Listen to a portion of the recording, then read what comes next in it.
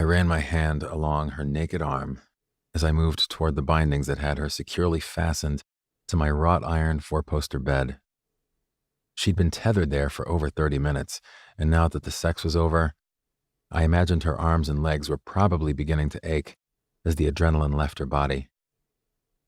Miss No-Name Brunette rubbed her arms and legs after I released her. I didn't need or want to know her name. I'd never see her again, so what was the point? She watched me gather my clothes, her eyes roaming appreciatively over my body. So, John, when can I see you again? You're amazing. She licked her plump lips as her eyes traveled over my naked body, stopping when she noticed the nasty scars on my left shin. Small gray eyes darted to mine, and I saw the pity setting in. Pity was a deal breaker for me. We can't, I said, and threw her clothes on the bed. Why? Her bottom lip jutted out in disappointment. Didn't you enjoy yourself? You seem to be having a great time. It was fine, Nancy. My name is Nancy. I shrugged. Right, Nancy. I don't do repeat performances. Ever. But... Don't take it personally. It's just the way things are. Her eyes narrowed and she scowled at me.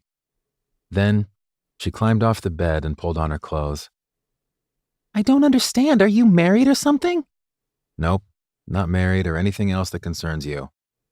I'm just not interested. Tonight was great, really. I enjoyed the shit out of myself. Fucking you was exactly what I needed. Thanks. How am I supposed to get home? I left my car at the club. She whined.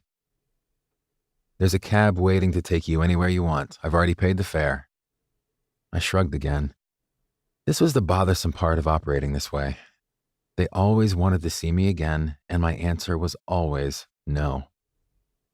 I should have known. When you wouldn't kiss me, there was something wrong with you.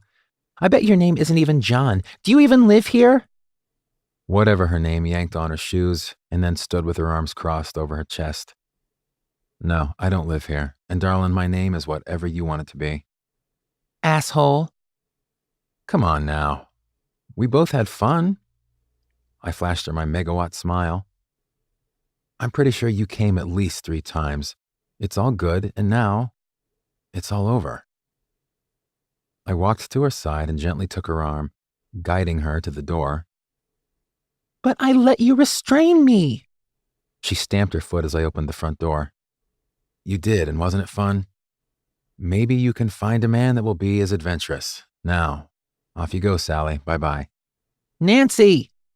She shouted as I closed the door on her. I could still hear grumbling as she walked away. Ugh. Leaning against the door, I let out a long sigh.